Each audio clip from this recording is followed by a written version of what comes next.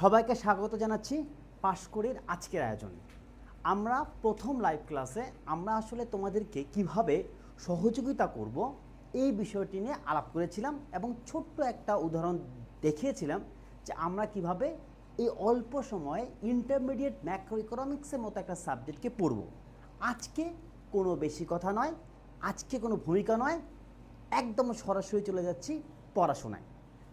আমরা প্রথমত তিনটা টপিকস এই প্রথম চ্যাপ্টারে আছে যা আমরা সবাই জানি। প্রথম হচ্ছে সামগ্রিক চাহিদা, তারপর হচ্ছে সামগ্রিক যোগান, তারপর হচ্ছে সামগ্রিক নিয়োগ। চলো আমরা প্রথমে চলে যাই এই সামগ্রিক চাহিদা সংক্রান্ত যে বিষয়গুলো আছে সেগুলো নিয়ে একটু বিস্তারিত আলাপ করতে করতে আমরা কিন্তু পরীক্ষার জন্য গুরুত্বপূর্ণ যে প্রশ্নগুলো সেগুলো আমরা পড়ব এবং আমরা অল্প কিছু দিনের মধ্যেই এই যে লেকচারটি তোমাদেরকে দিচ্ছি বা যে আলাপটি আমরা করছি সে আলাপের জায়গা থেকে কি হবে, সেই আলাপের জায়গা থেকে আমরা কি করব, আমরা হচ্ছে বেসিক্যালি এই নোটগুলা তোমাদেরকে দিব এবং একই সাথে প্রশ্নের উত্তরগুলো আমরা পড়ে ফেলব। চলো শুরু করা যাক এই সামগ্রিক চাহিদা থেকে। গত ক্লাসে আমরা দেখেছিলাম সামগ্রিক চাহিদা বিষয়টি কি। এই যে সামগ্রিক চাহিদা, তুমি যদি খেয়াল করো সামগ্রিক চাহিদার দুইটা শব্দ আছে, একটা হচ্ছে সমগ্র আর একটা হচ্ছে চাহিদা। তাইলে এই যে সমগ্রের কথা বললাম, এই সমগ্র শব্দটার মধ্যে আমি কি আছি, তুমি কি আছো, অথবা এই পাশকুড়ি লাইভের পিছনে যে মানুষ কাজ করছে সে কি আছে? তাহলে তারা কোথায় আছে?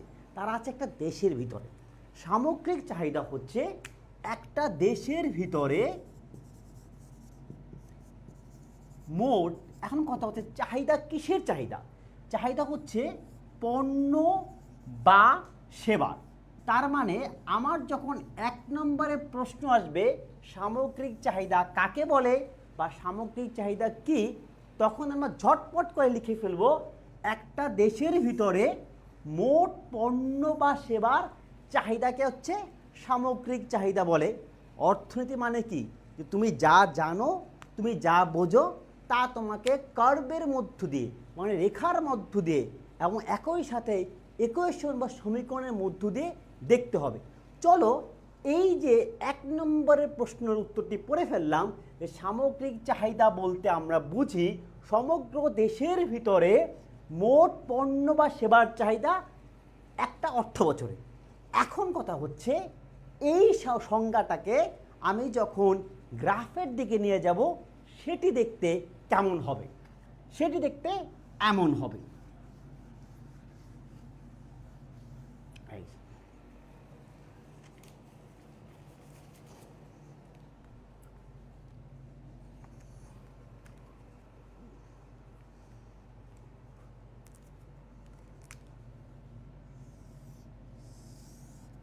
এই হচ্ছে আমার একটা গ্রাফ।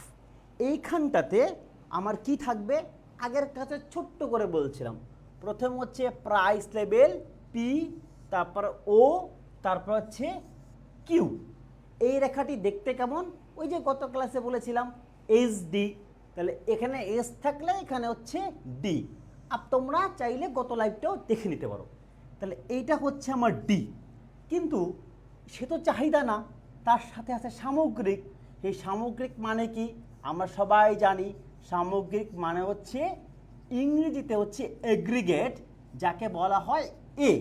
তার মানে সামগ্রিক চাহিদা হচ্ছে এগ্রিগেট ডিমান্ড। তার মানে যখন যদি আরেক নম্বরের প্রশ্ন আসে সামগ্রিক চাহিদা রেখাটি একে দেখাও, তার মানে তুমি তোমার সামগ্রিক চাহিদা রেখাটি একে দেখালে।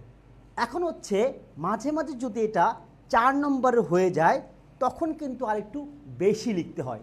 তখন তুমি কি করবে, আমাদের সামগ্রিক চাহিদার সংজ্ঞাটা দিবে, সংজ্ঞা দেওয়ার পরে তুমি হচ্ছে এই গ্রাফটি দেবে। কিন্তু তোমার কাছে মনে কি হয় 4 নম্বরের জন্য শুধু সংজ্ঞা শুধু গ্রাফ দিলে তুমি 4-এ 3.5 যেটা তুমি প্রত্যাশা করো সেটি তুমি পাবে, সেটি কিন্তু পাবে না। তার মানে তোমার এখানে একটা ছোট্ট ইকুয়েশনও দিতে হবে। সেই ইকুয়েশনটা কি, সেই ইকুয়েশন একটু দেখি।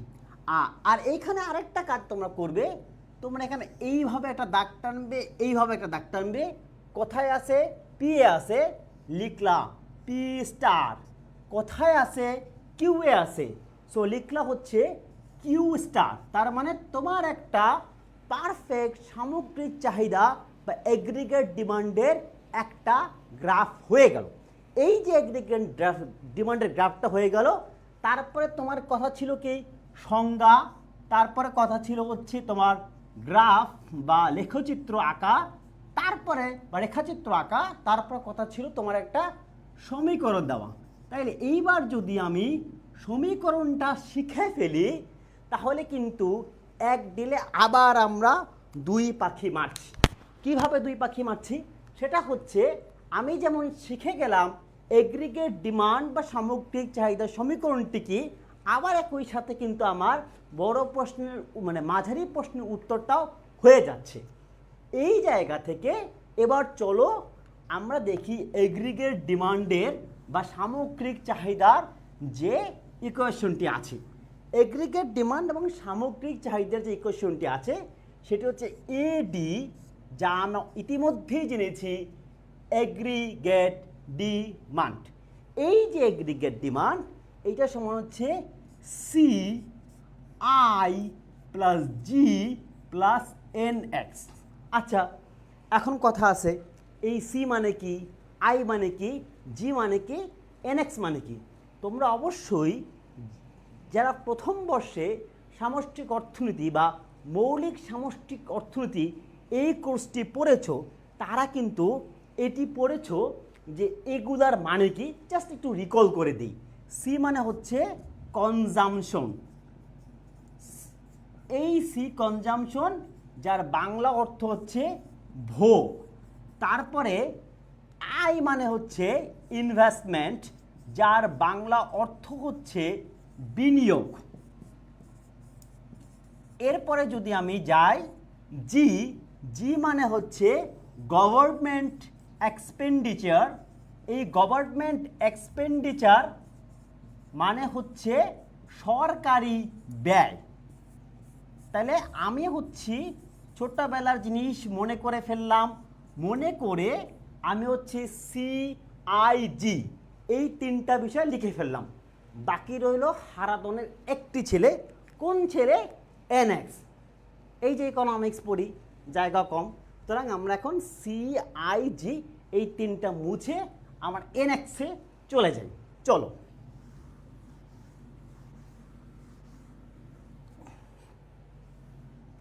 এনএক্স মানে এনএক্স নেট এক্সপোর্ট। এই নেট এক্সপোর্ট সমান কিন্তু আবার হচ্ছে এক্স মাইনাস এম। এক্স হচ্ছে এক্সপোর্ট, এম হচ্ছে ইম্পোর্ট।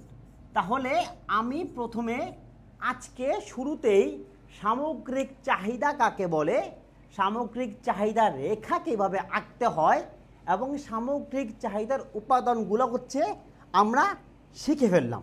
বা এখন কথা হচ্ছে এই যে সামগ্রিক চাহিদার ক্ষেত্রে যে সিআইজিএনএক্স বলে, এইখান থেকে আমি আরেকটা ঢিল মারব, আরেকটা জিনিস পড়ে ফেলব। সেটা হচ্ছে যদি আবার 4 নম্বরের বা অথবা 1 নম্বর একটি প্রশ্ন আসে, প্রশ্নটি কি, প্রশ্নটি হচ্ছে এগ্রিগেট ডিমান্ড বা সামগ্রিক চাহিদার নির্ধারক সমূহ কি, তাহলে তুমি কি লিখবা, এই যে C I G N X, এই 4টা বিষয় হচ্ছে সামগ্রিক চাহিদা তার নির্ধারক। তার মানে সি মানে হচ্ছে কনজামশন, আই মানে ইনভেস্টমেন্ট, জি মানে গভর্নমেন্ট এক্সপেন্ডিচার, এনএক্স মানে হচ্ছে নেট এক্সপোর্ট।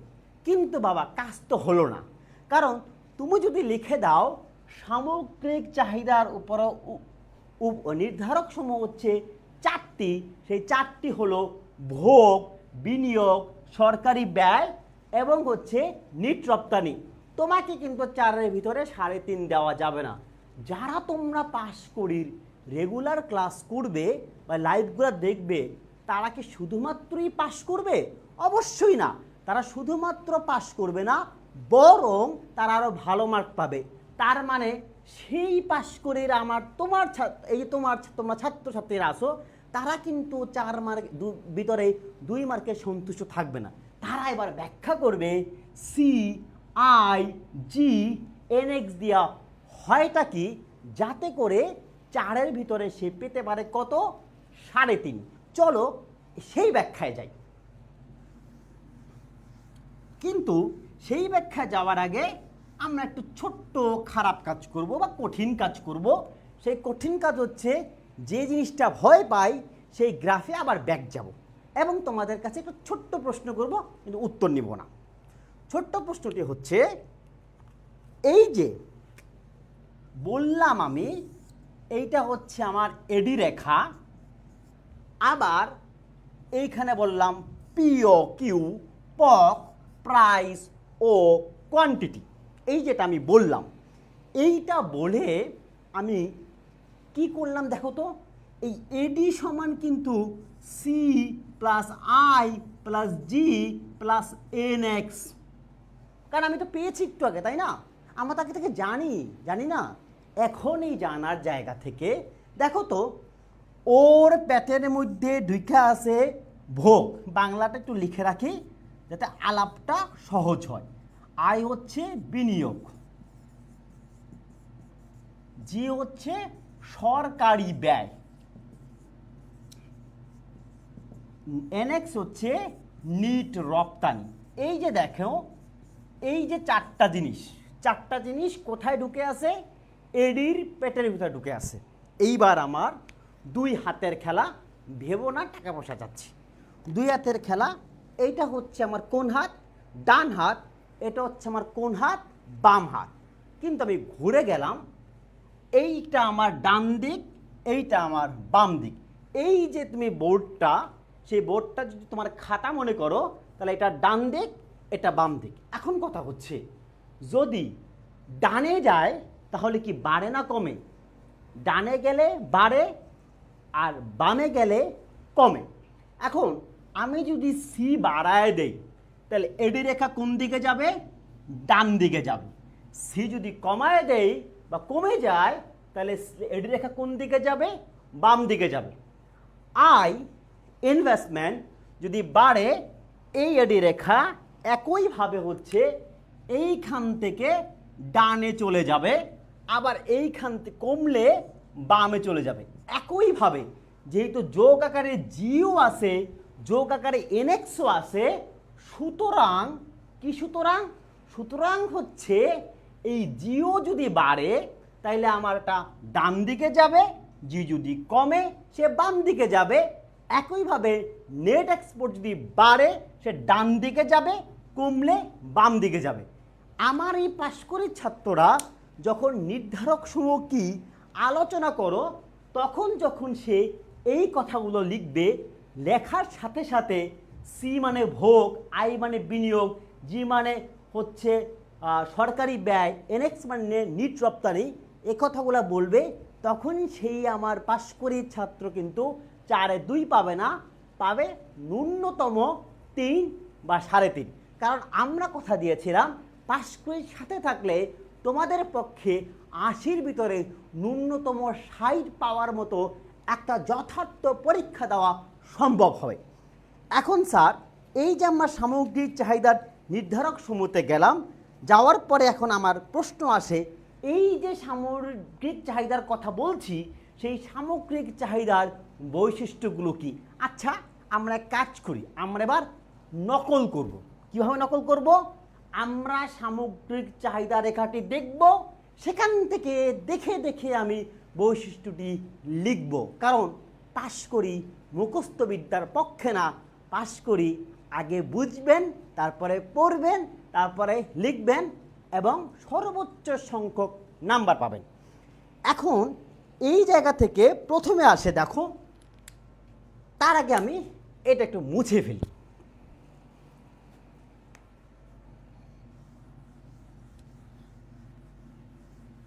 এই যে মুছে ফেললাম। এখন এইটা দেখে দেখে আমি এই পাশে হচ্ছে বৈশিষ্ট্য লিখব এবং আরও 4 মার্কের প্রশ্নের উত্তর হচ্ছে আমরা জানব। প্রথমে যদি তোমরা একটু খেয়াল করো, তাহলে কি দেখতে পাবে? দেখতে পাবে প্রথমেই সেটা হচ্ছে এইখানে কি আছে? Price level, right? এখানে কি ছিল? ওই যে কিউ, পক, কোয়ান্টিটি। তার মানে প্রথম বৈশিষ্ট্য আমি দেখে দেখে লিখছি প্রাইস এবং কোয়ান্টিটির সম্পর্ক। তার মানে আমি বাংলায় লিখলে দাম স্তর ও পরিমাণের সাথে হচ্ছে সম্পর্ক। এইটা হয়ে গেল আমার হচ্ছে প্রথম বৈশিষ্ট্য। এখন আমাকে তো একটা বৈশিষ্ট্য লিখলে হবে না, আমাকে এখন দ্বিতীয় বৈশিষ্ট্যে যেতে হবে। সেটা হইতেছে এডি রেখা আরেকটা কাজ করে, সেটা হচ্ছে আমরা এই জিনিসটা আমরা যখন সেকেন্ড চ্যাপ্টারে যাব তখন আরও ভালো করে দেখব। সেটা হচ্ছে এই দামের স্তরের সম্পর্ক, পরিমাণের সম্পর্ক। আচ্ছা, তার আগে একটা প্রশ্ন করি, আমার নাম জানো তো? আমার নাম হচ্ছে মোহাম্মদ রফিকুল ইসলাম। শেষে যে ISLAM আছে, এইখান থেকে এটা যদি বাদ দিয়ে দাও তাহলে IS হয়, কি হয় দেখো তো একটু, IS হয় আবার LM হয়। এই আমার নাম দিয়েই মনে রাখো, সমস্যা নাই। সেটা হচ্ছে ISLM রেখার সম্পর্ক এর মাধ্যমে উঠে আসে। 3 নম্বরটা হচ্ছে, দেখো তো এইটা আমার কোন দিক ছিল? বাম দিক ছিল। এইটা আমার কোন দিক ছিল? ডান দিক ছিল। দেখো তুই ও বেচারা নিচে গেছে, গেছেন না? নিচে গেছে তো। আচ্ছা, এই যে নিচে গেছে, কেমনে গেছে? বাম থেকে ডানে। তার মানে ওই বাম থেকে ডানে নিচে গেছে। ওই যে আমরা অর্থনীতি ছাত্র, রয়্যাল ডিপার্টমেন্ট স্টুডেন্ট, আমরা তো নিচে গেছে লিখবো না, আমরা লিখবো ডান থেকে বাম দিকে নিম্নগামী। ডান থেকে বাম দিকে নিম্নগামী। তার মানে আমার তৃতীয় বৈশিষ্ট্য এখানে চলে আসলো। এরপরে আমার চতুর্থ আরেকটা বৈশিষ্ট্য, সেটা হচ্ছে এটি হচ্ছে ভারসাম্যকে প্রকাশ করে। কীরকম? যে কোন প্রাইসের সাথে কি পরিমাণ উৎপাদন হওয়া সম্ভব। তার মানে এই জায়গা থেকে আমি আরও একটা বৈশিষ্ট্য পেলাম। 4 নম্বরের জন্য 4টা বৈশিষ্ট্য কৃপণ শিক্ষক আমাকে এক না করে দিলেও আমাকে 3.5 দিবে। এখন হচ্ছে আমি যাচ্ছি পরবর্তীতে খুবই গুরুত্বপূর্ণ একটা বিষয়, সেটা বারবার পরীক্ষায় আসে, এবারও আসতে পারে। সেটা হচ্ছে এই যে একটু আগে আমি বললাম, এই যে বাম থেকে ডান দিকে এই যে নিম্নগামীটা, যে আমরা এটা বারবার বললাম, এইটা আচ্ছা একটু বাম থেকে ডানে যে নিম্নগামী, এইটা যে আমরা বারবার বললাম, এইটা আসলে কেন হয় একটু দেখি। তার আগে দেখি যে আমরা এতক্ষণ যে পড়লাম এর মাঝে যদি কোনো প্রশ্ন থাকে তোমরা কমেন্ট বক্সে লিখতে পারো। তার আগে 10 সেকেন্ড সময় নেই, দেখি কমেন্ট বক্সে কোনো প্রশ্ন আছে কিনা।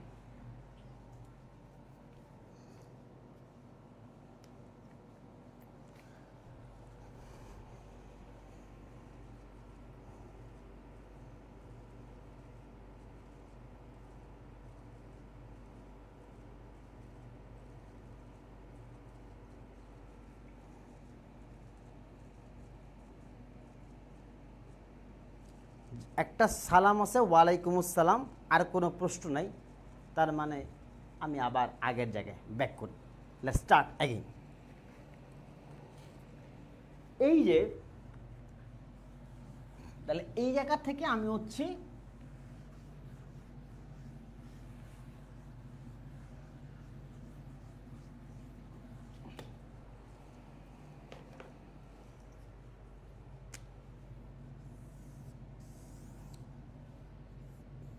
আবার PO কিউ, পক। এই যে হচ্ছে এডি, বাম থেকে ডান দিকে নিম্নগামী। তার প্রথম কারণটা হচ্ছে, 3টা কারণ আছে। আগে কারণগুলো লিখি। দাম স্তরের পরিবর্তন,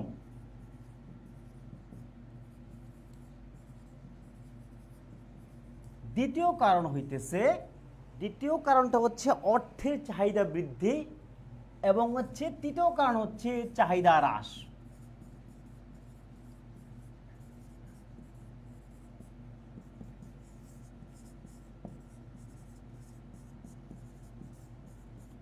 আচ্ছা, এই হচ্ছে আমাদের তিনটা কারণ। এই যে দেখো, আমার একটা মানি ব্যাগ আছে, আমি বিশ্বাস করি তোমাদেরও একটা মানি ব্যাগ আছে। এই যে মানি ব্যাগটা আছে, মানি ব্যাগটা কোন কাজে লাগে? মানি ব্যাগটা লাগে টাকা পয়সা রাখার কাজে। এখন কথাটা হইতেছে এই যে প্রথমেই দাম স্তরের পরিবর্তন। আচ্ছা, যখন তোমার দাম বাড়বে তখন কিন্তু তোমার চাহিদা কমবে। তার মানে এই যে সম্পর্কটা হচ্ছে নেগেটিভ। দেখো, এই দেখো দাম কত বেশি, চাহিদা কিন্তু কম। আবার দেখো দাম কমলো, চাহিদা কিন্তু হচ্ছে আমার বেড়ে গেল। তার মানে এই যে নেগেটিভ সম্পর্ক দাম স্তরের কারণে, একইভাবে যে চাহিদা যে হ্রাস পায় দাম স্তরের কারণে, তখন কি হয়? তখন হইতেছে আমার এই রেখাটা এই দিকে বাম থেকে ডান দিকে নিম্নগামী হয়। দ্বিতীয় বিষয়টা হচ্ছে যখন কিনা প্রাইসটা বেড়ে যায়, তখন আমরা যদি বেশি কিনতে চাই তখন আমার কাছে বেশি খরচ করতে হয়, অর্থের চাহিদা বৃদ্ধি পায়, যা কিনা সবসময় বাস্তবসম্মত নয়। অর্থাৎ এই যে বেসিক্যালি এটা যে নিম্নগামী, বাম থেকে ডানে নিম্নগামী, তার এই তিনটা কারণ আছে: দাম স্তরের পরিবর্তন, অর্থের চাহিদার বৃদ্ধি এবং চাহিদার হ্রাস। তুমি জাস্ট কার্ডটা আঁকবে, তিনটা কারণ বলবে এবং লিখবে, আমার বিশ্বাস তোমরা ন্যূনতম 3.5 পেয়ে যাবে। এখন হচ্ছে আমরা চাহিদা সংক্রান্ত নেক্সট জায়গায় যাওয়ার আগে এইবার একটু পিছনে যাই। সেই পিছনে হচ্ছে যে তোমরা কি একটা বিষয় খেয়াল করেছো? আমি কিন্তু কোথাও এই জিনিসটা পড়ানোর সময় কি বলছি না যে দাম দাম দাম, আমি বলছি দাম স্তর। মানে ব্যাপারটা একটু কেমন না, যে তুমি সবসময় দাম শুনতে শুনতে অভ্যস্ত, কিন্তু তুমি এখানে শুনছো দাম নয় বরং দাম স্তর।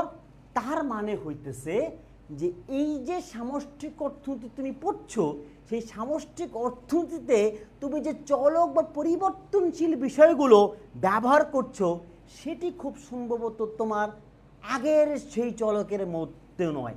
এই জন্য এই সামষ্টিক অর্থনীতিতে যে চলকগুলা ব্যবহার করা হয়, সেই চলকগুলাকে আমরা বলি সামষ্টিক চলক।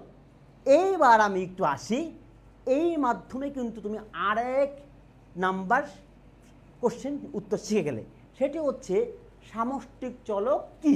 সামষ্টিক চলক হচ্ছে সামষ্টিক অর্থনীতিতে যে চলকগুলো ব্যবহৃত হয়। চলো যাই।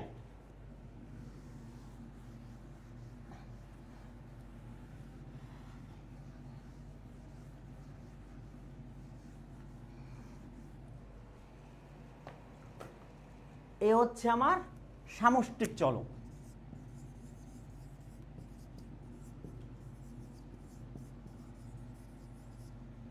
তো সামষ্টিক চলক কি?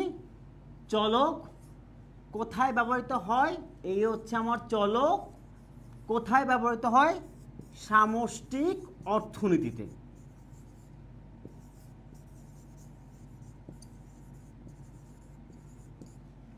ওকে, তার মানে সামষ্টিক অর্থনীতিতে আমরা যে চলকগুলো ব্যবহার করি তাকে বলছি সামষ্টিক চলক।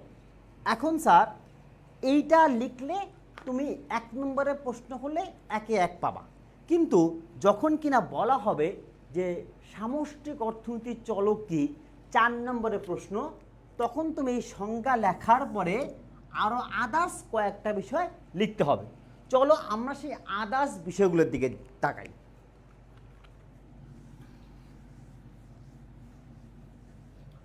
প্রথম হচ্ছে উদাহরণ। একটা উদাহরণ তো আমরা অনেকক্ষণ যাবত দেখছি, দাম স্তর, কিন্তু আমরা এখানে একটু দুষ্টুমি করব। কীরকম দুষ্টুমি করব? এডি সমান শিখেছিলাম না C I G plus N X. তাহলে উদাহরণ হিসাবে যদি আমি এই সি বলি, বলে দেই, আই বলি, বলে দেই, জি বলি, বলে দেই, এনএক্স বলি, তাও বলে দিই। তার মানে এডি সমান C I G N X. এই G I C I G N X এই চারটা জিনিস কি আমার সামষ্টিক অর্থনীতি চলকের উদাহরণ। তাহলে সমান্ত এডি, তাই এডি নিজেও সামষ্টিক চলক। এখন স্যার উদাহরণ দিলাম, চাইলে একটু ব্যাখ্যাও দিলাম। এখন যদি এইখান থেকে এই প্রশ্ন না আসে, এই প্রশ্ন আসে 5টি সামষ্টিক চলক বা সামষ্টিক অর্থনীতির চলকের কথা বলো, তখন কি হবে? তখন আমরা এই যে আগে সি পড়লাম, আই পড়লাম, জি পড়লাম, এনএক্স পড়লাম, এডি পড়লাম, মানে ভোগ পড়লাম, বিনিয়োগ পড়লাম, সরকারি ব্যয় পড়লাম, নিট রপ্তানি পড়লাম, তারপর সামগ্রিক চাহিদা পড়লাম। এইটা যদি তুমি জাস্ট কি করে দাও, জাস্ট যদি তুমি বলে দাও, তাহলে কিন্তু তোমার সামষ্টিক চলকের 5টি উদাহরণের যে আরেকটা 4 নম্বরের প্রশ্ন অথবা 1 নম্বরের প্রশ্ন থাকবে, সেটিও কিন্তু তোমার জন্য সমাধান করা হয়ে গেল। এখন স্যার যদি আমরা এরপরে একটু যাই, সেটা হচ্ছে এতক্ষণ আমরা যে চাহিদার গল্প বললাম, সেই চাহিদায় আমার কি ছিল? সামগ্রিক চাহিদা ছিল। এখন কথাটা হচ্ছে এই যে সামগ্রিক চাহিদার কথাটা ছিল, তোমাদের মনে কি প্রশ্ন জাগে না যে এই সামগ্রিক চাহিদা খুব সম্ভবত কার্যকর বা ইফেক্টিভ চাহিদা নয়? হ্যাঁ, এই জায়গা থেকে আরেকটা 4 নম্বর আবার 1 নম্বরের প্রশ্ন আছে। সেই প্রশ্নটা কি? প্রশ্নটা হচ্ছে যে কার্যকর চাহিদার ধারণাটি কি জিনিস। এই কার্যকর চাহিদার ধারণাটি আমরা একটু সামনে প্রসিড করি।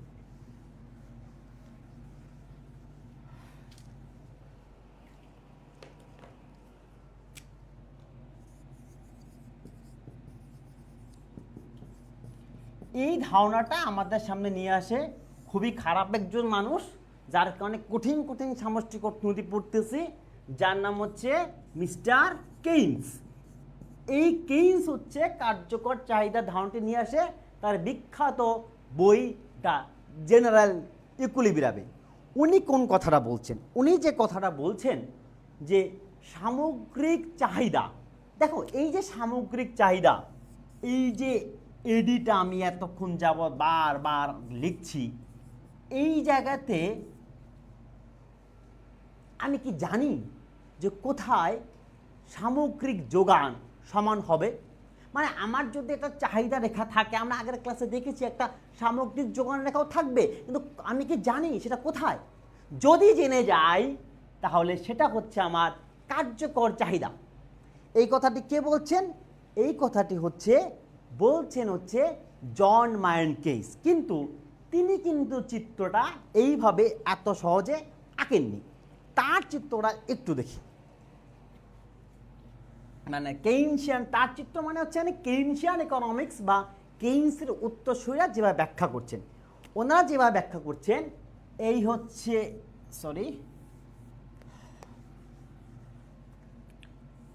এই হচ্ছে আমার কি কার্ভ? এডি কার্ভ। এই হচ্ছে আমার এএস কার্ভ। ওই যে এসডি যেখানে হচ্ছে মিলিত হচ্ছে, এইটা হচ্ছে আমার কার্যকরী চাহিদা বা ইফেক্টিভ ডিমান্ড। এর মাধ্যমে আমরা সামগ্রিক চাহিদার যে বেসিক যে প্রশ্নগুলো আমাদের সামনে আসে এবং সামগ্রিক চাহিদাটা ব্যাপারটা কেমন, এই আলোচনাটা আপাতত মূলতনি। কিন্তু এখন আমরা চলে যাচ্ছি কোথায়? আরেকটা জায়গায়, সেটা হচ্ছে সামগ্রিক যোগান বা এগ্রিগেট সাপ্লাই। যোগানের কথা আগের ক্লাসে সামান্য বলা হয়েছে, এবার আমরা আরও বিস্তারিত যাব।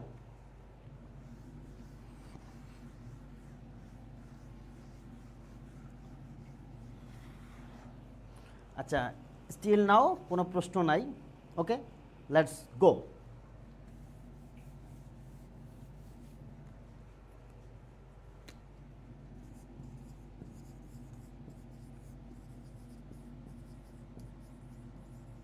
আচ্ছা, একইভাবে সামগ্রিক মানে ইংরেজিতে আমরা বলি কি? এগ্রিগেট। এগ্রিগেট। আর যোগান মানে বলি হচ্ছে সাপ্লাই।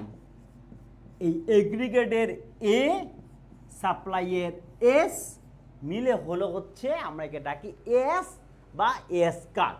আচ্ছা, এইবার যদি আমরা প্রথমে সামগ্রিক যোগানের কথায় আসি, সামগ্রিক যোগান ব্যাপারটা কেমন?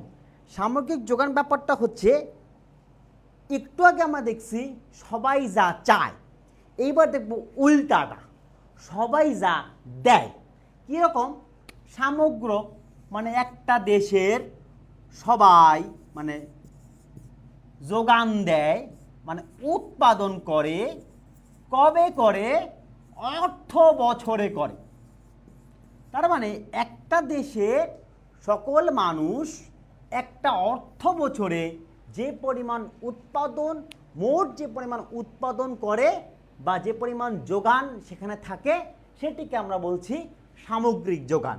তার মানে 1 নম্বর শিখে গেলাম সামগ্রিক যোগান কাকে বলে। এইবার আসি, এই যে অর্থনীতি মানেই হচ্ছে কার, অর্থনীতি মানেই গ্রাফ। মানুষ ভয় পায়, আমিও ভয় পাই, তোমরাও ভয় পাই, কোনো পাশ করে লোকজন ভয় পায় না। তাহলে এইখানটাতে আসবে কি? এইখানটাতে আমরা এখন যাব এস কার্ভ বা এগ্রিগেট সাপ্লাই কার্ভ।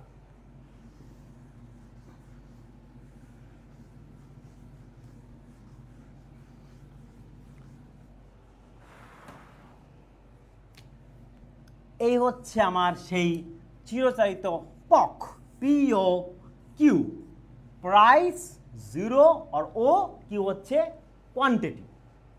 এই হচ্ছে আমার এ এস এগ্রিগেট সাপ্লাই, ওই যে এস ডি, আগে এস পরে ডি। তাহলে এইটা আমি কি পাইলাম? একটা এগ্রিগেট সাপ্লাই কার্ভ বা এস কার্ভ বা যোগান রেখা। এখন এই যে যোগান রেখাটা পেলাম, যোগান রেখা থেকে আমরা যাব একটু অন্য জায়গায়, একটু জায়গাটা কঠিন করি। বেচারা কি করছে? কঠিন না, না সহজ করি। বেচারা কি করছে? এই দিকে হালাম দিয়া শুয়ে আছে। ওরে আমি শুতে থাকতে দিব না, এত ভালোবাসা আমার নাই, ওরে এখন খাড়া করাই দিব, তুই খাড়ায় যা। গেল খাড়ায়া। এই যে ও যে খাড়ায়া গেল, এইখান থেকে তোমাদের বইতে আরেকটা প্রশ্ন আছে যে সামগ্রিক যোগান রেখা কখন উলম্বমুখী হয়, এই রকম খাড়ায় থাকে। বুঝছো ব্যাপারটা? এই জন্য খাড়ায় থাকে। এই যে খাড়ায় যে থাকে, থাকে কখন? দেখো তো, এইটা ধরলাম 10, এইটা ধরলাম 20, এইটা ধরলাম 30। ওই যে কিছু তেরা পোলা পাই না, আছে না ওরকম 10 দেই খাড়ায় রয়েছে, 20 দেই খাড়ায় রয়েছে, 30 দেই খাড়ায় রয়েছে, অয় আর নয় টয় না। তার মানে কাহিনীটা কি ঘটলো? কাহিনীটা হচ্ছে, আচ্ছা একটা প্রশ্ন আসছে, সেটা হচ্ছে এগ্রিগেট ডিমান্ড রেখা নিম্নগামী হওয়ার কারণ অ্যান্সারটি লেখার স্টেপগুলো। আচ্ছা এইটা আমি আর এইটা শেষ করেই আমি ওইখানটাতে আবার যাচ্ছি। সেটা হচ্ছে এই যে এস রেখা এমনি খাড়ায় গেছে, খাড়ায় যে গেছে তার আগে দেখলাম কি প্রাইস 10 দিলাম খাড়ায় থায়, 20 দিলাম খাড়ায় থায়, 30 দিলাম খাড়ায় থায়। তার মানে কি ওই এমন তেরার তেরা, এমনই বেয়ারারে বেয়ারা যে তুমি প্রাইস যতই পরিবর্তন করো খাড়াই থাকবে, আরে খাড়া খাড়ির কোনো চেঞ্জ নেই। তার মানে কি দাঁড়াইলো? সামগ্রিক যোগান রেখা ঠিক তখন উলম্বমুখী হয় যখন কিনা প্রাইজের পরিবর্তনের কারণে তার কোনো পরিবর্তন হয় না। অর্থাৎ যেটা দাঁড়াচ্ছে যে যেখানে আমার প্রাইস তুমি যতই বাড়াও না কেন, তার এই সাপ্লাই পরিবর্তনের কোনো নামগন্ধ নাই। তাহলে এই জায়গাটাতে কেন নামগন্ধ নাই? আচ্ছা প্রাইস বাড়লে কয়টা বেশি পয়সা পাওয়ার লেগে উৎপাদন বেশি করতে মনে চায় না? চাই কিন্তু সবার, আমারও চাই, তোমারও চাই, 5 কোটিতে কয়টা টাকা এলে আমারও ভালো লাগবে, যদিও আসার কোনো সম্ভাবনা আপাতত নাই। কিন্তু তারপরও কেন হইতেছে সে প্রাইস বাড়তেছে, সে সাপ্লাই বাড়াইতেছে না? কারণ হচ্ছে এইখানে অর্থনীতিতে পূর্ণ নিয়োগ বিদ্যমান আছে। এই যে পূর্ণ নিয়োগ যে বিদ্যমান আছে, এই পূর্ণ নিয়োগ বিদ্যমান থাকার কারণে ওরে প্রাইস যতই তুমি বাড়াইয়া দাও না কেন, ওই বেচারার কোনো পরিবর্তন আমার দাঁড়াই থাকবে। তার মানে হচ্ছে যখন কিনা পূর্ণ নিয়োগ হবে তখন কি হবে, তখন হইতেছে যেটা হবে সেটা হচ্ছে প্রাইস বাড়াইলো ও বেচারা চেঞ্জ হইতে পারবে না, ওই উলম্ব মুখে দাঁড়ায় থাকবে। ওকে, আচ্ছা একটা কোশ্চেন ছিল স্যার এডি রেখা নিম্নমুখী হওয়ার কারণ এবং অ্যান্সার লেখার স্টেপগুলো কি। স্যার এইটা আমি মুছে এই প্রশ্নের উত্তরটা এখন দিব না, এই প্রশ্নের উত্তরটা আমার কাছে জমা থাকুক, আমি সাপ্লাই শেষ করার পরে আবার হচ্ছে এই কোশ্চেনগুলোর উত্তর আলাদা করে দিব। তার আগে আমি নেক্সট একটু চলে যাই। আমার উলম্বমুখীটা আমার পরিষ্কার, আমার কাছে পরিষ্কার, তোমার কাছে পরিষ্কার হইলেও লিখতে পারো যে পরিষ্কার স্যার মানুষ। আচ্ছা এখন স্যার এই উলম্বমুখ হওয়ার পরে এইবার আসতেছি সামগ্রিক যোগান রেখার বৈশিষ্ট্য। শোনো, এই যে উলম্বমুখী কইছি না, ওটা তেরা, ওটা পূর্ণ নিয়োগ হইছে, ওটা সাধারণ না, ওটা এক্সেপশনাল, আমগো মতো না হইলে অন্যদের মতন। তাহলে ওইটা দিয়ে আমি সামগ্রিক যোগান রেখার বৈশিষ্ট্য মাপবো না, আমি মাপবো এই যে সুন্দর ছেলে একদম শুয়েছিল, এর মাধ্যমে আমি যাব বৈশিষ্ট্যে। প্রথম বৈশিষ্ট্য হচ্ছে এই হচ্ছে আমার বাম দিক, আমি লেখা রাখি, বাম আর ডান আবার পেঁচাই গেলে এক সমস্যা, কারণ বামপন্থী ডানপন্থী কতপন্থী পৃথিবীটা আছে। এই হচ্ছে বাম, এই হচ্ছে ডান। অয় কী করছে, অত ভালো ছিল তাই না, অত ভালো ছিল, অয় বাম থেকে ডানে উঠছে। কেমনে উঠছে, উপরের দিকে উঠছে, উপরে উপরে, তার মানে ওই উপরে গেছে ঊর্ধ্বগামী। কোন দিক থেকে, বাম থেকে ডান দিকে। তাহলে ওই যে বলছিলাম বৈশিষ্ট্য কিন্তু নকল করে লিখবো, বৈশিষ্ট্য মুখস্থ করার সময় নাই। তাহলে প্রথম নকল ডান, বাম থেকে, এই যে বাম থেকে ডান, থেকে ডানে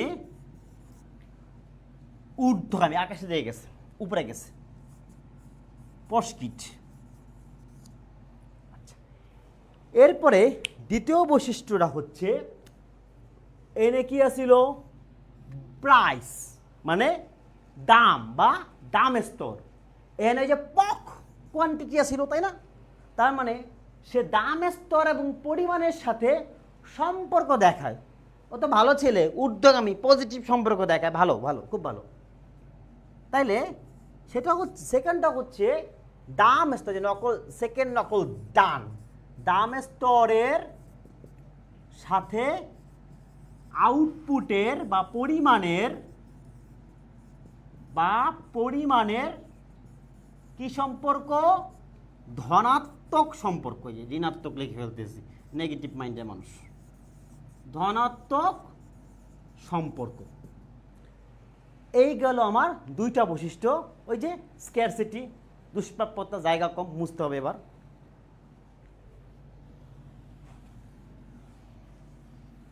মুইছা আমার বাম আর ডান কামে লাগতো না, এবার মুইছা আমি 3 নম্বরে যাব।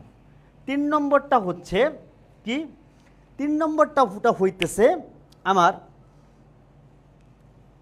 যে দাম এবং, আচ্ছা 3 নম্বরটা হচ্ছে দীর্ঘকালীন সামগ্রিক যোগান ফার্মের সামর্থ্য বা সীমার উৎপাদনকে পরিচালিত করে। আচ্ছা এইখানে মেইন বৈশিষ্ট্য এই দুইটা, আর বাকি যে দুইটা বৈশিষ্ট্য যেমন দীর্ঘকালীন সামগ্রিক রেখার যোগান ফার্মের সামর্থ্য সীমার উৎপাদনকে পরিচালিত করে, মানে চাইলেও দীর্ঘকালে বা লং রানে।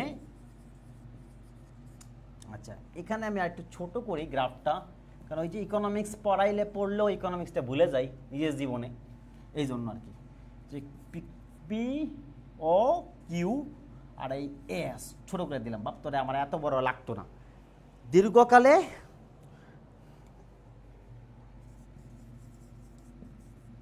সামগ্রিক যোগান ফার্মের সীমার মধ্যে।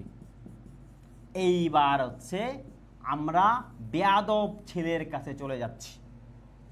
এই যে বেয়াদব ছেলেটা ছিল, ওই যে উলম্বমুখী দাঁড়ায় ছিল, এই উলম্বমুখী দাঁড়ানো বেয়াদব ছেলেটা কেন উলম্বমুখী দাঁড়াইছিল, প্রাইস বাড়লেও সাথে যে খাড়াইয়াছিল, কেন খাড়াইয়াছিল, ওরে সীমায় আর বাড়ানো নাই বাবা। তার মানে কি, দীর্ঘকালে সামগ্রিক যোগান এই ফার্মের সীমার মধ্যেই থাকবে। যেমন তোমরা যদি আমার হাজারো রিকোয়েস্ট করো যে আমার ক্লাস লাইভ ক্লাস 4 ঘন্টা টানা দেখবা, আমি পারবো না, কারণ পরের দিন ঢাকা মেডিকেল একটা সিট লাগতে পারে, ছোটোখাটো মানুষ। তো এই যে সীমা যেটা আছে, এই সীমার মধ্যে থাকে বিধায় কিন্তু ওই প্রাইস যতই বাড়াই দিচ্ছ ওই আর সাপ্লাই বাড়াইতে পারতেছে না। এরপরে স্যার আমি যদি যাই, কোথায় যাব, শেষটা দাম স্তর স্থির থেকে অন্যান্য উপাদানের পরিবর্তনের ফলে যোগানের পরিমাণ কমলে সামগ্রিক যোগান রেখা বাম দিকে স্থানান্তরিত হয়। এটাও অপশনাল। সেটা হচ্ছে আবার এই ভদ্র ছেলের কাছে আবার ব্যাগ যাই। সে ভদ্র ছেলেটা কেমন? এই সেই ভদ্র ছেলে। এইখানে দেখো এই যে এস রেখা, এটা কোন দিকে ছিল? বাম দিকে ছিল। এটা কোন দিকে ছিল? ডান দিকে ছিল। বাম আর ডানে ভুল করা যাবে না, কারণ সামনে নির্বাচন আছে।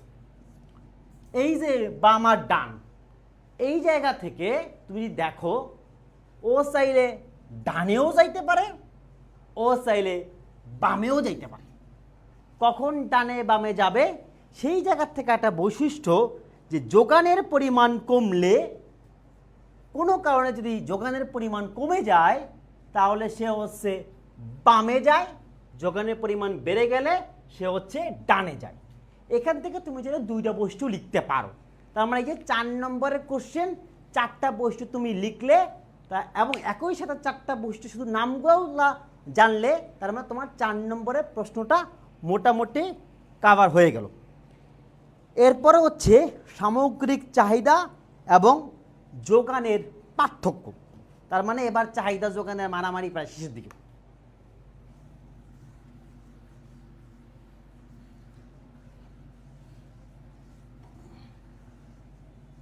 আচ্ছা, এই জায়গাটাতে এসে আমরা যে কাজটা করব সেটা পার্থক্যগুলো একটু লিখব। দেখো, যে কোনো অর্থনীতিতে যে কোনো বিষয়ের পার্থক্য লিখতে হইলে আমরা যদি 4-5টা শব্দ মনে রাখি তাহলে হইতেছে আমার পার্থক্য মনে রাখা সহজ। প্রথমে হচ্ছে সংজ্ঞা। আচ্ছা, 2 নম্বরে হচ্ছে সূত্র। শোনো, অর্থনীতিবিদ নিয়ে তা আমি যখন অনার্সে পড়ি তো তোমাদের মতো তো আমিও, মানে তোমাদের শিক্ষক মানে তোমাদের মতোই ছাত্র ছিলাম কোনো এককালে। তো তখন খুব হতাশ হয়ে আমার প্রফেসরদের দিকে তাকায় একটা কথা বলতাম। সে কথাটা হচ্ছে কি জানো? কথাটা হচ্ছে অর্থনীতি হচ্ছে ওই সাবজেক্ট, যে সাবজেক্টে একটা সহজ কথা এত বেশি পেঁচায় পেঁচায় পেঁচায় পেঁচায় বলতে হবে যাতে করে সাধারণ মানুষ ওই সহজ কথাটা বুঝতে না পারিয়া তোমাকে একজন বিশেষজ্ঞ বলে। তার মানে এই যে মাফ নাই, তোমার বিশেষজ্ঞ হওয়ার লেগে তোমার একটা রেখা চিত্র বা গ্রাফ লাগবে। কারণ ওই যে তোমাকে বিশেষজ্ঞ হইতে হইব, যেন এমনভাবে কইতে হইব যেন তুমিও না বুঝো, এমনভাবে মানে ব্যাপারটা কঠিন হয়ে যায়। এরপরে স্যার যদি একটু যাই, সেটা হচ্ছে প্রকাশ। কার মাঝে কার সম্পর্ক, ওই যে মানে অন্য সম্পর্ক নয়, ইকোনমিক্সের সম্পর্ক। 5 নম্বর পয়েন্ট যেটা আছে সেটা হচ্ছে কি ধারা প্রকাশ করা হয় বা প্রকাশ। 6 নম্বরটা কি? 6 নম্বরটা হইতেছে আলোচ্য বিষয়। আচ্ছা, এবার তো 6টা লিখে ফেলছো, আল্লাহ জানি স্যার ভুল করে 5-এর মধ্যে 4-এর মধ্যে 6 দিয়ে দেয় কিনা আল্লাহ জানি। উদাহরণ। আচ্ছা, এইবার দেখো, সংজ্ঞা ডান, সূত্র হাফ ডান। কারণ ওই যে লিখছিলাম না, এডি সমান C plus I plus G plus N X, তাহলে অর্ধেক হয়েছিল। তাহলে কাটটা হয় না এস, ওই যে বাকি যেটা আছে। এই এস সমান হচ্ছে, তোমরা যে সূত্রটা চাইলে ইজিলি লিখতে পারো সেইটা হইতেছে কি, সেটা হচ্ছে মোট পরিমাণ Q1 Q2 dot dot dot Qn। এটা এই জায়গাটাতে লিখি, তাহলে তোমাদের জন্য বুঝতে সহজ হবে যে এস সমান, না এখানে তো তুমি দেখবা না, দেখবো আমি একা। এই যে এস সমান হচ্ছে Q1 Q2 plus dot dot dot dot Qn, মানে হচ্ছে সবগুলো উৎপাদনের যোগফল। তারপর সংজ্ঞাও গেল, সূত্র গেল, আর রেখাচিত্র কথা আর কি বলবো। এই যে একটু আগে আমরা এতক্ষণ যাবত এই রেখাচিত্র দেখতেছো আর দেখতেছো সেটা হচ্ছে এই দেখো, দেখাচ্ছি তোমাকে। আচ্ছা, সেটা হচ্ছে এই যে এই এই পক পক এই হচ্ছে এস, এই হচ্ছে এডি, মানে রেখাচিত্রটা ছোট্ট করে বলে দিলাম।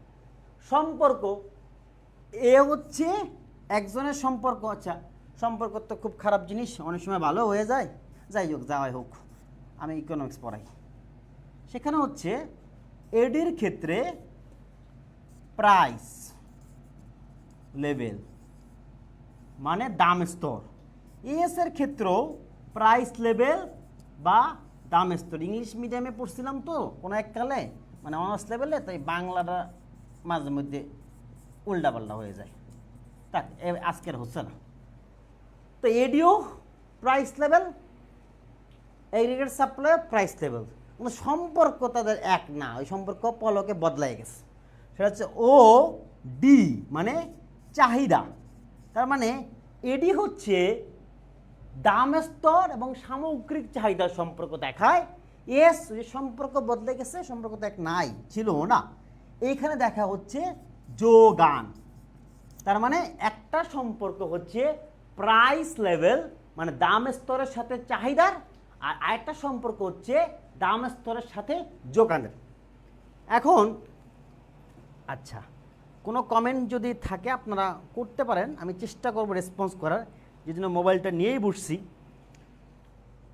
এইবার হচ্ছে স্যার 1 2 3 4 হারাধনের 4 ছেলে গেল, এবার হচ্ছে 5 ছেলে প্রকাশ। আচ্ছা, সামগ্রিক চাহিদারে কি দ্বারা প্রকাশ করা হয় বাবুরা? A D. সামগ্রিক যোগানে কি দ্বারা প্রকাশ করা হয়? এস। 6 নম্বরটা হচ্ছে আলোচ্য বিষয়, কিছু একটা লিখে দিও। আর যদি তোমার ভালো লিখতে মনে চায় তাইলে এটা বলে দেই, জাস্ট লিখে দিও মোট চাহিদা নিয়ে আলাপ করে, মোট যোগান নিয়ে আলাপ করে। তার মানে তুমি 6টা লিখে ফেলছো, মার্ক ভালোই পাবা, টেনশন নিও না। কারণ পাশ করে ছাত্র, আমরা চাই তোমাদের পাশ করাইতে, কিন্তু আমরা বিশ্বাস করি তোমরা পাশ করবা না, এই প্লাসও পাবা।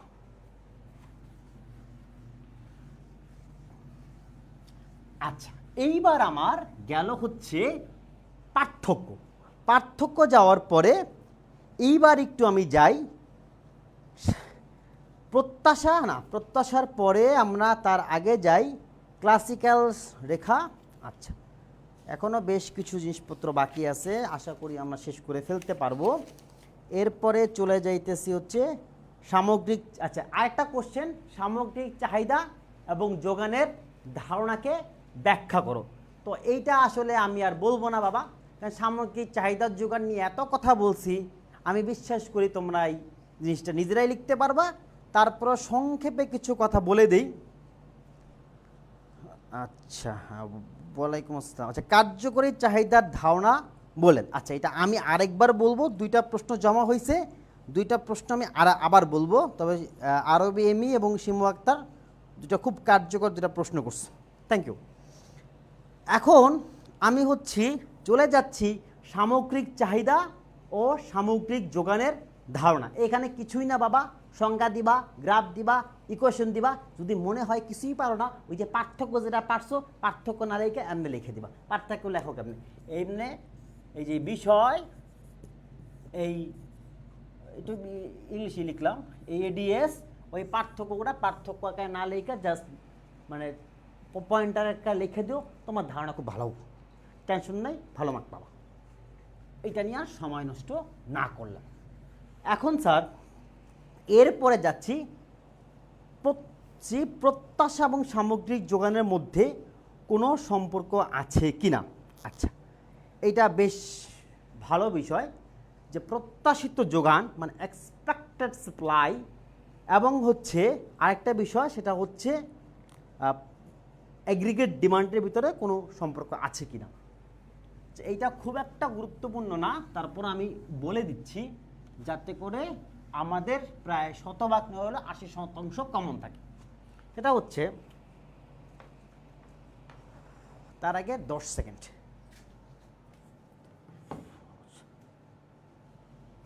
ওকে, না 10 সেকেন্ড লাগবে না। সামগ্রিক প্রত্যাশা এবং সামগ্রিক যোগানের সম্পর্ক। প্রত্যাশা, আচ্ছা এটা কোনো মেন নাম না, হ্যাঁ, এটা ইকোনমিক্স একটা বিষয়। প্রত্যাশা ও সামগ্রিক যোগান।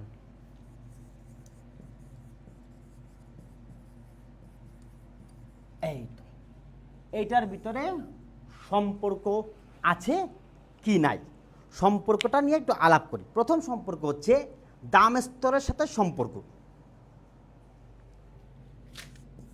দাম স্তর, আগে পয়েন্টগুলো লিখি। আচ্ছা, 2 নম্বর পয়েন্টটা হচ্ছে উৎপাদন খরচ।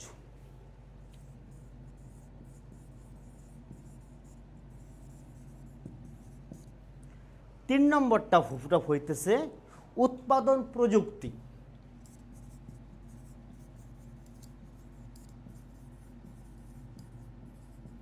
চার নম্বরটা হইতেছে বাণিজ্য চক্র।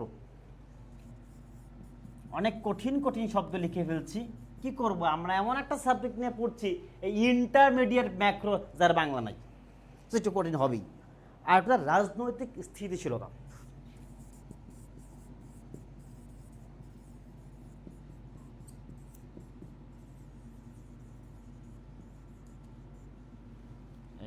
এখন দেখো স্যার, এই প্রশ্নটা খুবই মানে ইকোনমিক্সের চেয়ে পলিটিক্যাল প্রশ্ন বেশি। প্রথম হচ্ছে দাম স্তর। আচ্ছা, তোমরা কি এই যে এখন শীতকাল আসতেছে, অনেকের কিন্তু অনেক ধরনের শীতকালীন সবজি খাইতে ইচ্ছা করে, আমারও ইচ্ছা করে না এমন না। ব্যাপারটা যেটা হচ্ছে সেটা হচ্ছে যে দামের স্তর যদি বেশি আশা থাকে, তাহলে উৎপাদন মানে মোট সামগ্রিক যোগান তার প্রত্যাশাকে ছাড়াইও যেতে পারে। 2 নম্বরটা হচ্ছে উৎপাদন খরচ। উৎপাদন খরচ যদি আমার কম হয়, তাহলে মূলধন প্রাপ্তির সম্ভাবনা থাকে এবং এইখানটাতে আমার প্রত্যাশিত যোগান বেশিও হইতে পারে, আবার উল্টা কেসও হইতে পারে। এবং উৎপাদন প্রযুক্তি যদি সহজ হয় এবং তখন সামগ্রিক যোগান প্রত্যাশাকে ছাড়াই দিতে পারে। 4 নম্বর বাণিজ্য চক্র, ওই যে আসবো পরে। বাণিজ্য চক্র যদি ভালো অবস্থানে থাকে, তাহলে প্রত্যাশিত যোগান বেশি থাকতে পারে। আর রাজনৈতিক স্থিতিশীলতা থাকলে মানুষ উৎপাদন করে, ব্যবসায়িক কাজকর্ম বেশি করে, তখনও প্রত্যাশিত যোগান বেশি হতে পারে। জাস্ট এই 5টা মনে রেখে যে সুন্দর করে 2-3 লাইন করে লিখে দেবা, ভালো মার্ক পাবা নিশ্চিত থাকো। এখন স্যার আমরা এরপরে যাইতেছি আরেকটা প্রশ্নে, সেটা হচ্ছে ক্লাসিক্যাল সামগ্রিক যোগান লেখচিত্র সহ ব্যাখ্যা করো এবং সামগ্রিক যোগান রেখায় রাজস্বের কার্যকারিতা কী। এরপরে আমাদের ক্লাস প্রায় শেষের দিকে চলে আসবে বলে আমরা বিশ্বাস করি। সেটা হচ্ছে ক্লাসিক্যাল সামগ্রিক যোগান লেখচিত্র সহ ব্যাখ্যা করো। এটা আসলে খুব একটা ব্যাখ্যা করার নাই। সেটা হচ্ছে আমার বাসায় আমরা যখন ছোট ছিলাম, আমার একার না তোমাদেরও, যে বাসায় আমাদের নিয়ে অত্যন্ত ভালো ধারণা ছিল যে আমরা জীবনে অনেক কিছু করব, কিন্তু অধিকাংশ ক্ষেত্রে কোনো কিছু করি না। তো এইরকমই যে আমাদের বাবা মারা যেমন আমাদের নিয়ে অনেক কিছু আশা করে, এই ক্লাসিক্যালরা আমাদের নিয়ে অনেক কিছু আশা করে। তারা আমাদের বাবা মারা ভুল ছিল কিনা জানি না, বাট ক্লাসিক্যালের ভুল হইলেও হইতে পারে। এই যে উলম্ব বলছিলাম না আমরা খাড়ায় রয়েছে, ওইটা হচ্ছে ক্লাসিক্যাল। অয় কয় কি জানো? অয় কয় কি? অয় কয় হইতেছে মানে বুঝো ফাইলদাবি। অয় কয় কি? কয় হচ্ছে ইকোনমি এমনই ভালো, ওর গাড়ে হাত টাত না দিলে ও এমন একটা জায়গায় যোগান দিবে, তুমি প্রাইস বাড়ায়াও এর পরিবর্তন করতে পারবে না। এই জন্য এই রেখাটাকে অনেক সময় আমরা বলি ক্লাসিক্যাল সাপ্লাই রেখা বা ক্লাসিক্যাল যোগান রেখা বা ক্লাসিক্যাল এগ্রিগেট সাপ্লাই রেখা। মানে এই যে একদম খাড়া হয়ে থাকবে, প্রাইস যতই বাড়ো না কেন ও আর বাড়তো না। এখন স্যার সামগ্রিক যোগান রেখার সাথে রাজস্বের সম্পর্কটা আমরা যাব একটু পরে। তারপরে সামগ্রিক অর্থনীতির সাথে ব্যষ্টিক অর্থনীতির, সামষ্টিক অর্থনীতির সাথে ব্যষ্টিক অর্থনীতির পার্থক্য, এটা আসলে আমরা খুব একটা আলাপ করব না, কারণ আমরা পড়তে পড়তে বুড়ো হয়ে গেছি। এখন স্যার আমরা যাচ্ছি সামগ্রিক যোগান রেখার 2টা জায়গাতে, একটা হচ্ছে স্বল্পমেয়াদী, আরেকটা হচ্ছে দীর্ঘকালীন। আচ্ছা, এবং এখন কিন্তু আমরা ক্লাসিক্যাল স্টেজেই আছি। সো আমাদের এই ক্লাসিক্যাল যারা আছে প্রাচীন লোকজন এদের ধারণাতে আছে। তাহলে বলছে যোগান রেখা দুইটা, একটা হচ্ছে স্বল্পকালীন আর একটা হচ্ছে যোগান রেখা সেটা হচ্ছে দীর্ঘকালীন। আচ্ছা, এই যে দুই কাল মানে ইহকাল আর পরকাল না, হ্যাঁ, এটা হচ্ছে স্বল্পকাল আর দীর্ঘকাল। এই যে স্বল্পকালীন এবং দীর্ঘকালীন এই জায়গার দুইটা রেখা যখন আমি আঁকতে যাব তখন আমরা এই রেখাটা আঁকার জন্য পাশাপাশি আঁকলে আমার মনে হয় আমাদের জন্য ভালো হবে। Let's see. আচ্ছা, তাইলে আমি এবার একটু ঘোরাই দিই।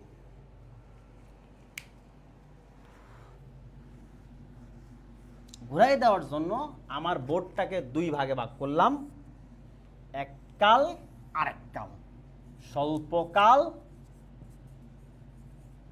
আর হচ্ছে দীর্ঘকাল, দুই কাল। আচ্ছা, স্বল্পকাল এবং দীর্ঘকাল এই জায়গাতে যদি দেখো দুইটার একটা বিষয় হচ্ছে সেম, দুইটাই পকপক করে, মানে এখানেও পি এনে ও এনে কিউ, ও না বেসিক্যালি জিরো পড়ি হচ্ছে ও, পি ও কিউ একটা জায়গায় মিল। আচ্ছা, স্বল্পকাল হচ্ছে ক্লাসিক্যাল, ওই যে বললাম বেশি বুঝে খুব আশা ভরসা একদম খারাপ গেছে। আর কেস কি করছে জানো, এমন একটা ধাক্কা মারছে পুরো সোজা গেছে। এখন স্যার এইখানটাতে দেখো প্রাইস যাই হোক না কেন যোগান কিন্তু সমান, যোগান বাড়তেছে না। আর ওই এই যে এইটার আরেকটা নাম হচ্ছে ক্লাসিক্যাল, ওই ক্লাসিক্যাল তো এটা ক্লাসিক্যাল ড্যান্স না কিন্তু আবার, হ্যাঁ, এটা ক্লাসিক্যাল অর্থনীতি। আচ্ছা, এই একবার একটা সেমিনারে গেছিলাম, তো যাওয়ার সময় সে ক্লাসিক্যাল রে বাংলা কোর্স ধ্রুপদী, খুব খুশি হয়ে গেছিলাম যে নাচ গান দেখবো, পরে দেখি সে অর্থনীতি পড়াচ্ছে। কেইনশিয়ান দেখা না গেলে ধরে নিও, কারণ অর্থনীতিবিদরা অ্যাজিউম করতে ধরিত ওস্তাদ। এখন স্যার এইখানটা দেখো যোগান যাই দাও প্রাইস আর বাড়ে না, প্রাইস ফিক্সড। এইটা হইতেছে দীর্ঘকাল, এটা হচ্ছে স্বল্পকাল। স্বল্পকালে হ্যাঁ, স্বল্পকালে তোমার হইতেছে খাড়ায় থাকবো, আর এই দীর্ঘকালে চেতনা অত থাকবে না, শুয়ে যাবে একদম এইরকম। স্বল্পকালের কথা কইছে বুড়া লোকজন ক্লাসিক্যাল, আর দীর্ঘকালের কথা কইতেছে মানে কম বুড়া লোকজন কেনশিও বা কেইস। এরপরে হচ্ছে এটা তো আমার গেল স্বল্পকাল এবং দীর্ঘকাল। এরপরে আমরা যাচ্ছি সামগ্রিক যোগান, চাহিদা যোগানের পারস্পরিক প্রতিক্রিয়া। এইবার একটা স্বামী স্ত্রী ঝগড়া করতে হবে, আর এত অর্থনীতি পড়া যাচ্ছে না। সেটা হচ্ছে সামগ্রিক যোগান এবং সামগ্রিক চাহিদার মাধ্যমে কিভাবে ভারসাম্য নির্ধারিত হয়। খুব সোজা কথা, এই হচ্ছে পি ও কিউ পক, আমরা কিন্তু 4 মার্ক কি আছে, হ্যাঁ, এই একটা রেখা, এই একটা রেখা, আল্লাহ নাম মাইকা দিলাম, এস ডি এ এ। এখন ওই তারা স্বামী স্ত্রী ঝগড়া করছে, ঝগড়া করতে করতে তারা একটা জায়গায় মিলা গেছে। এই যে ঝগড়া করতে করতে স্বামী স্ত্রী একটা জায়গায় মিলা গেছে, এটা হয়েছে ভারসাম্য। তাহলে বোঝা গেল কেমনে ভারসাম্য হইল। যদি শুধুমাত্র বলে সামগ্রিক চাহিদা এবং যোগানের কথা, তখন তোমরা হচ্ছে এই ভারসাম্যে যাবা, নতুবা তোমাদের এই ভারসাম্য কার্যকর হবে না, তখন অন্য অনেক ধরনের ভারসাম্য আমরা সামনে যাব। তাহলে এই জায়গা থেকে আমার এই চাহিদা যোগানের মাধ্যমে, সামগ্রিক চাহিদা যোগানের মাধ্যমে আমরা ভারসাম্যে পৌঁছে গেলাম। আচ্ছা, এরপরে কোশ্চেনটা হচ্ছে, আচ্ছা এই প্রশ্নটা পরে এবার হচ্ছে যোগান শক্স নট রক্স।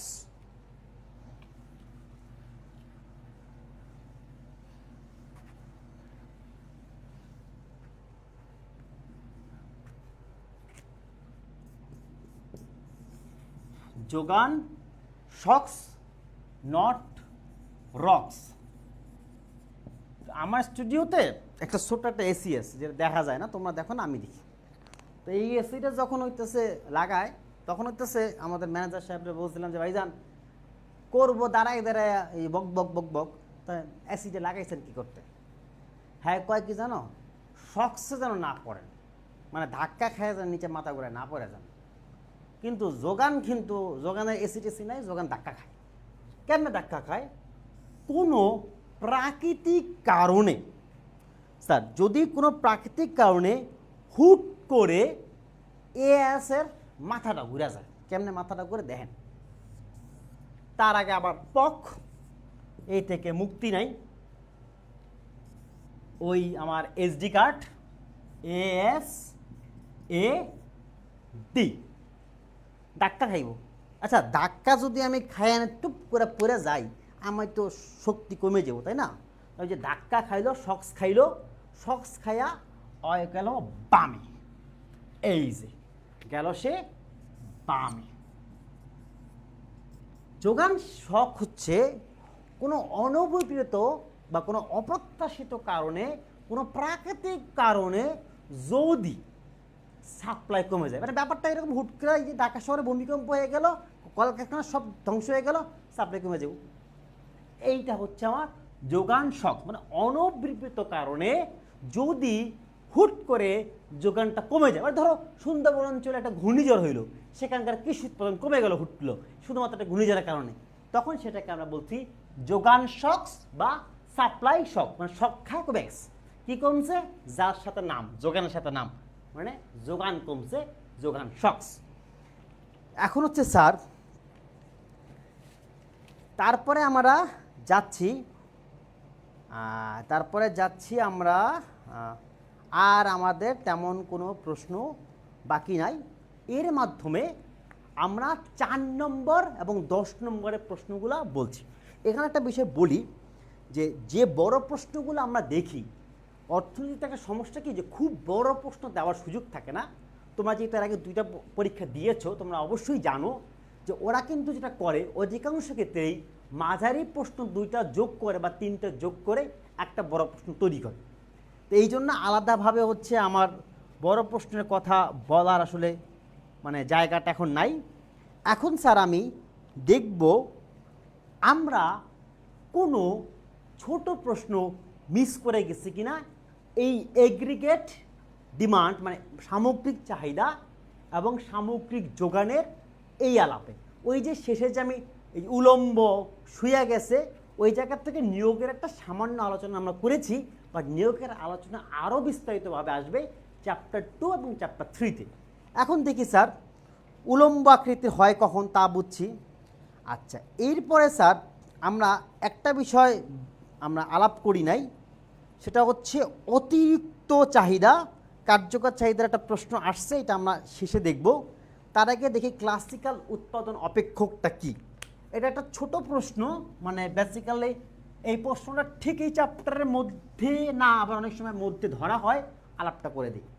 সেটা হচ্ছে ক্লাসিক্যাল উৎপাদন অপেক্ষক বা ক্লাসিক্যাল প্রোডাকশন ফাংশন, YU লিখতে পারো চাইলে, function of labour and capital. Short run তো, অল্প সময় টাকা পয়সা কেউ দেয় না, ও ফিক্সড। ওকে, এরপরে স্যার আমার আরেকটা প্রশ্ন, সেটা হচ্ছে এই যে আমরা বলতেছি এতক্ষণ যাবত যে ক্লাসিক্যাল ক্লাসিক্যাল ক্লাসিক্যাল, কেইনশিয়ান কেইনশিয়ান কেইনশিয়ান বলতেছি না, এই জায়গা থেকে একটা বিষয় হচ্ছে যে কেইনশিয়ান তো বুঝলাম কেইনসের নামে, ক্লাসিক্যাল কি একটা মানুষ ছিল যার নাম ক্লাসিক, তার নামে ক্লাসিক্যাল? তা নয়, বরং কার্ল মার্কস হচ্ছে তার আগের অর্থনীতিবিদদের খোটা দিয়ে বলতেছিল ওরা ক্লাসিক্যাল, ওরা আগের যুগের মানুষ, ওরা পুরাতন জিনিস। তার মানে ক্লাসিক্যাল শব্দটা প্রথম ব্যবহার করে কার্ল মার্কস। ওই যে আমরা যদি বলি বাপ তুমি বুড়ো হয়ে গেছো, ওই কার্ল মার্কস বলতেছিল তোমরা ক্লাসিক্যাল, তোমরা বুড়ো হয়ে গেছো, তোমার অর্থনীতি ঠিক নেই, তোমরা বুঝো না ঠিকঠাক।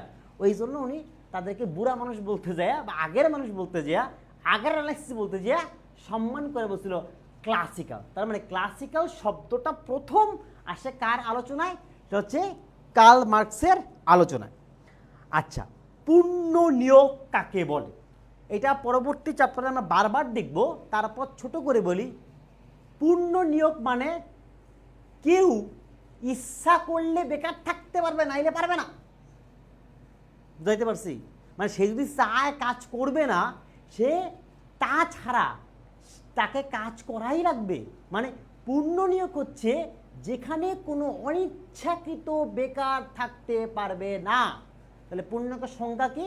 পূর্ণ নিয়োগ হচ্ছে এমন ভারসাম্য অবস্থা যেখানে কোনো অনিচ্ছাকৃত বেকার নাই। ইচ্ছাকৃত থাকতে পারে, ইচ্ছায় মানুষ মেলা কাজ করে। আচ্ছা, এই জায়গা থেকে আমাদের মোটামুটি যা যা আলাপ করা দরকার আলাপটা হয়ে গেছে। আরেকটা আলাপ আমরা আর তেমন আলাপ করব না, এখন চলে যাব যেখানটাতে, সেটা হইতেছে আমাদের দুইটা প্রশ্ন আসছিল। স্যার, কার্যকর চাহিদার ধারণা বলেন আর একটু। বলতেছি,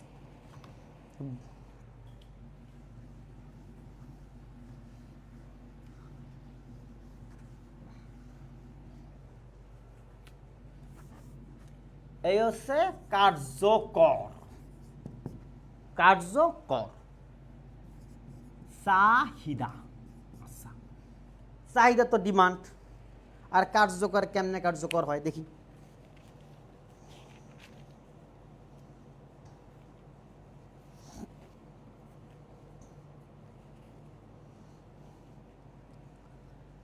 স্যার ধরেন চাহিদা তো অনেক, দেন তো এই তো আমার কার্যকর চাহিদা। ধরো কেইন্স যেমন আঁকছে সেমনি না আঁকা নর্মাল চাহিদা আঁকি, ভদ্রলোকের সভ্য চাহিদা, এগ্রিগেট ডিমান্ড। আচ্ছা স্যার, এই যে এগ্রিগেট ডিমান্ডের চাহিদাটা যে আঁকলাম, হ্যাঁ আঁকছি না? আঁকছি তো। এনে চাহিদাটা কোন জায়গায়? এনে না এনে না এনে না এনে না এনে? জানো? আমি জানি না। কারণ কি? ওই যে স্বামী স্ত্রীর ঝগড়া, স্বামী আসলে স্ত্রী আসলে, স্ত্রী আসলে স্বামী আসে না, ওই ঝগড়া দিতে হবে। এই ঢুকে গেছে। এখন জানি চাহিদা এটাই ঠিক, এখন জানি এই যোগান এটাই ঠিক। এই যে জায়গায় চাহিদাটা কার্যকর হয় ওইটা হচ্ছে কার্যকর চাহিদা। কিন্তু কার্যকর চাহিদার প্রবক্তা তো আসলে ওই ক্লাসিক্যাল বুড়া লোকজনগুলা না। কারণ ওই যে কেইন্স, যে নতুন আইসে প্রধান 1930 সালে, ওই বোলাটা কয় কি জানো? কয় যে চিত্রটা একটু এমনি আঁকলে তার পোষাইব না, তার চিত্রটা আঁকতে এমনি। এই সরি, এটা শোয়াই দিছি বেশি, কানে বেশি ধরে ফেলছি। এই আর এই, সরি এই হচ্ছে এস, এই হচ্ছে এডি। এই স্বামী স্ত্রী একটু তেরা স্বামী সোজা নাগের মতন এই জায়গায় সেট করছে। এই জায়গায় আমার চাহিদা হচ্ছে কার্যকর, মানে যে জায়গায় যে ইন্টারাকশন হয়ে গেছে, ঝগড়াটা মিটে গেছে। তার মানে আমি এর যে প্রশ্নটা ছিল যে কার্যকরী চাহিদা, আমার মনে হয় এর এটা পরিষ্কার যে কার্যকর চাহিদাটা কি আসলে। আচ্ছা, এইবার আরেকটা প্রশ্ন ছিল শিমু আক্তারের, যে এডি রেখা নিম্নগামী হওয়ার কারণ অ্যান্সার পেপারে কিভাবে লিখব। আচ্ছা বলছি, এই যে এডি রেখা নিম্নগামী, আমার হাতের লেখা হচ্ছে অর্থনীতি সাবজেক্টের গ্যাপের মতোই অবদ্ধ, কষ্ট করে বুঝে নিও।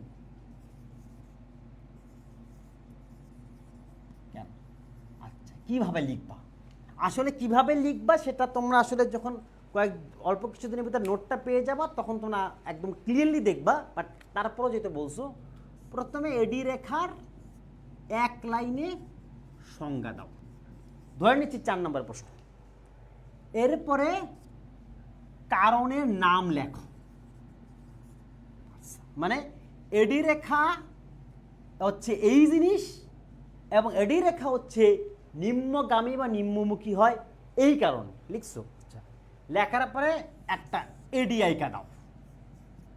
এডিআইকা দেওয়ার পরে এই যে 4-5টা কারণ, 2, 3, 4, এই 4টা কারণ নিয়ে একটা লাইন লেখো।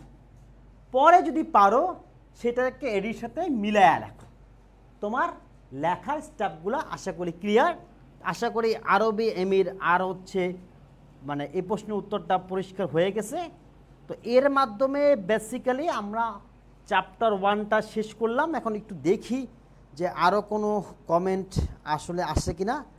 যদি থাকে আপনারা এখনই করেন, তাহলে আমি উত্তর দেওয়ার চেষ্টাটা করতে পারবো, না হলে উত্তর দেওয়াটা একটু কঠিন হয়ে যাবে, কারণ আমরা এখনই লাইভটা শেষ করব। আচ্ছা, যাই হোক, এর মাধ্যমে আমরা চ্যাপ্টার 1টা একদম যে প্রশ্নগুলো আসতে পারে সেই প্রশ্নগুলো ধরে ধরে একটা আলোচনা করলাম, যাতে করে তোমাদের এই ব্যাপারটা নিয়ে কোনো ধরনের কনফিউশন না থাকে। আমি বিশ্বাস করি যে চ্যাপ্টার 1 থেকে যে প্রশ্নই আসুক না কেন, তোমরা অন্তত পক্ষে ওই প্রশ্নে 60% থেকে 70% নাম্বার নিয়ে পরীক্ষা হলে আসতে পারো। আর আমরা আবারও শিগগির তোমাদের মাঝে আসছি। তোমরা যেহেতু আমাদের সাথে অনেকেই ছিলা, তো সবাইকে অসংখ্য ধন্যবাদ। এবং তোমাদের এই ক্লাসটা কেমন লাগতেছে, এবং যদি ক্লাসটা ভালো লাগে, যদি খারাপও লাগে বা যেটাই লাগুক না কেন, বন্ধুদেরকেও বলো, যেহেতু টাকা পয়সার ব্যাপার নাই। আর ওই যে ইকোনমিক্স নর্মালি কোনো কিছু ফ্রি কথা বলে না, আমরা বলছি ইকোনমিক্স ব্রেক করে দিছি, সো সমস্যা নাই। তোমরা তোমাদের বন্ধুদেরকেও বলো, আমরা একসাথে আবার খুব শীঘ্রই চ্যাপ্টার 2 এবং চ্যাপ্টার 3 নিয়ে এরকম একটা লাইভ ক্লাস করি। এবং যদি তোমাদের মনে হয় যে আমরা কিভাবে তোমাদেরকে আরও ভালোভাবে ব্যাপারগুলো এক্সপ্লেন করতে পারি, এই ব্যাপারে যদি কোনো সাজেশন থাকে, ইউ আর অলওয়েজ ওয়েলকাম। আজকের লাইভ এখানেই শেষ। শুভরাত্রি। Thank you.